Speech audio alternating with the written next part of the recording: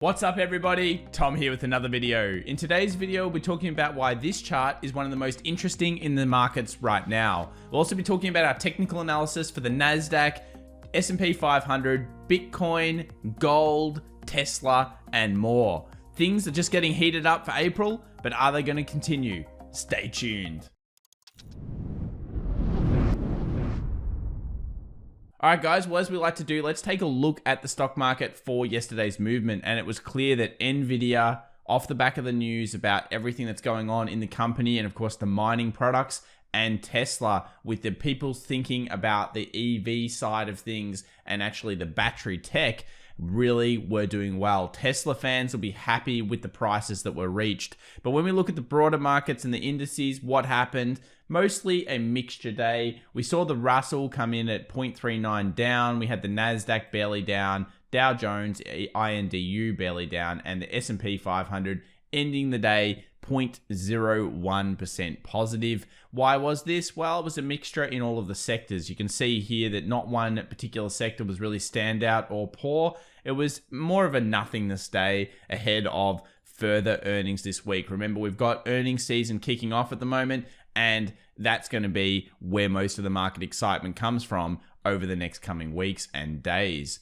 Okay, let's get started with our technical analysis now. And as I said, put-call ratios are going to be one of the best things for us to be looking at over the next coming weeks. Basically, the lower this number goes and the closer it gets to the 0.6 rating, the more likely there is for a small correction to occur in the markets. And this is because less people are opening puts and therefore less people are thinking that the markets are weak. When that occurs, the market usually does the unexpected. We've also got our dollar index here that we're going to be watching very, very heavily. Yesterday, it came down, it hit the 92, it found base pressure, and this has been a support that we've had now for pretty much around 2 weeks time, or around 2 weeks. I think we've had 92 down on the charts. You know this is super important, and it's crunch time for whether the dollar is going to weaken and get through 92, leading to bigger gains in things like gold, silver, etc., or it's going to find strength here and move on back up to the 93.50. Everything is around this zone, and you can continue to look at this daily on the charts, or of course by visiting this channel and finding out more about what's going on. We'll come back to that in tomorrow's close. Now, because the dollar index is finding support, what's happening to gold? Gold is showing some signs of weakness. It hit that 1760 or just underneath that 1760 resistance. It's then found some level of selling pressure. And if you notice here, it actually closed below the daily 20 exponential moving average. Not ideal.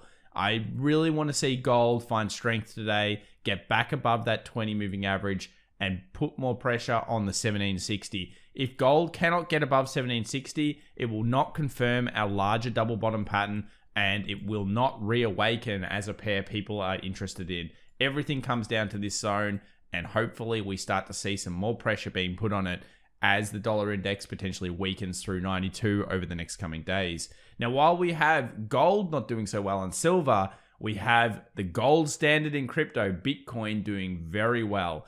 And there's some cool charting techniques here that I thought I'd go through. Firstly, trend line going up very, very strong. But we've gotten through 60,000, but I want to talk about this. Have we really gotten through 60,000?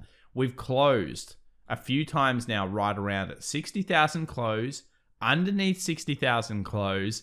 This could be the first day we open above, or we actually close above 60,000. Remember, the close is the key in these charts. And this is super fascinating to me, seeing how the market has pulled it down 2 days, or in fact 3 days in a row after breaching 60,000.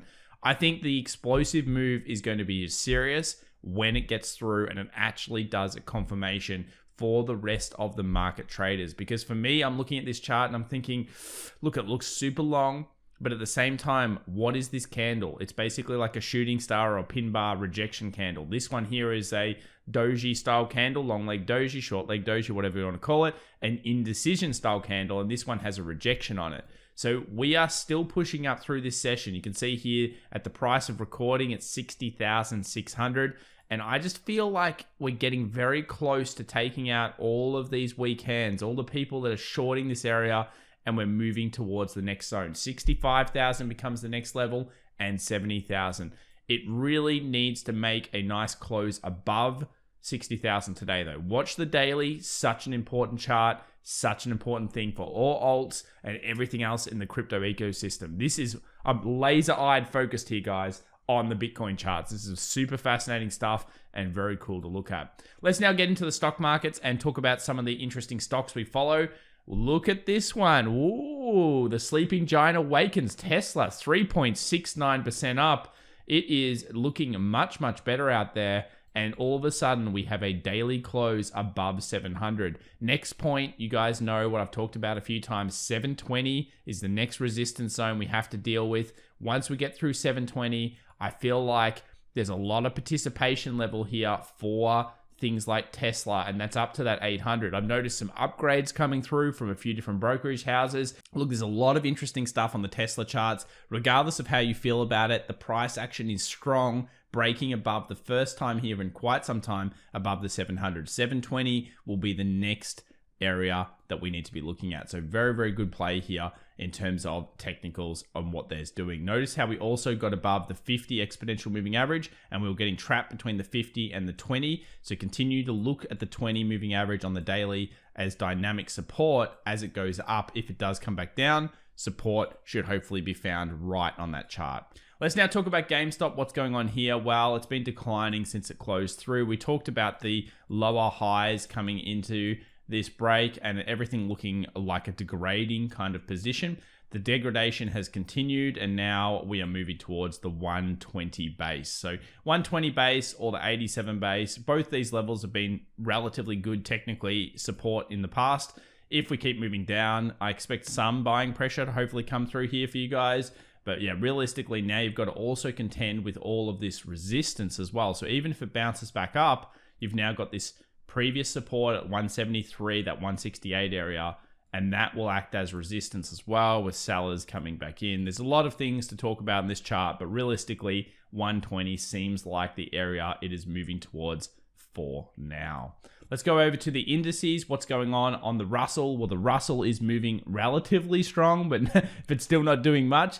It's had a great bounce off the 208. We've talked about this support before. We've talked about how this is the right type of sequence on the 4-hour chart. And then we dialed in yesterday and we spoke about this zone that it's on.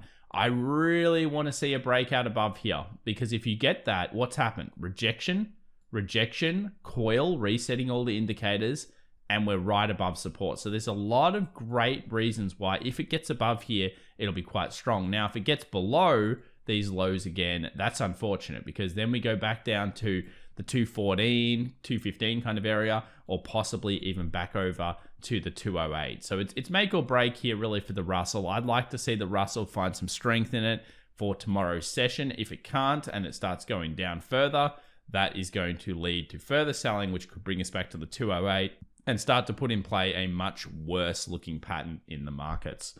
Let's go over to the Nasdaq. Nothing really changes here. Nasdaq and FANG have been very good to us on the channel, very good to many people out there. Great trades here. They've hit the resistance. That's why we're floating around. Some people are saying, Tom, the volume's dropping out of these things. Yeah, look, the volume usually decreases when you're going up in a market. I'm not sure which way this goes right now. We've hit the resistance. I think longer term, you're talking about the 14,400 zone, but I can very easily see the NAS coming back down, hitting the previous resistance at around this 13.3 area, and then being purchased off that as well. So it's the middle, it's all about earnings. That's what's going to be leading them through this type of thing. We've also got the Sp500 almost hitting. Look at this. Look how close it is to our community trend line here. This is the weekly. So you can see that very strong breakout and how that's really important. On the weekend video, I talked about the Bollinger being outside of the area. So I'll show you this right now. So let's add Bollinger Bands to the charts. You'll notice here the Bollinger closed outside, and usually that's a little bit of a bearish kind of thing. It's pushing too much to the upside. If it does that and it hits like a resistance similar to our community trend line, that can be a negative thing. I'm looking for more than just that. Remember, over here, we had quite a lot of days hitting the trend line without much movement. Here, we might have that similar type of thing, slow grind up. And unless we're going to get great news out of a company, it's going to be very, very hard for it to push through this. this trend line has been very, very good at pulling back, and the pullback will most likely come to somewhere around like a 20 moving average on the charts. So maybe come back, retest 4,000, and then move back up through the earnings series. We're going to have to really dial in here on the smaller time frames and find out what's happening. There's nothing showing bearish action at this stage on this market, and check out what's going on. All right, guys. Well, I hope you enjoyed today's brief summary. We'll be, of course, doing a live stream tonight for Tuesday market open in the US, 1.5 hours early. We'll be talking about crypto. We'll be talking about commodities and stocks as always. Appreciate all the super chats. Appreciate all of the members in the community as well. And of course, people subscribing out there. See you then. Bye for now.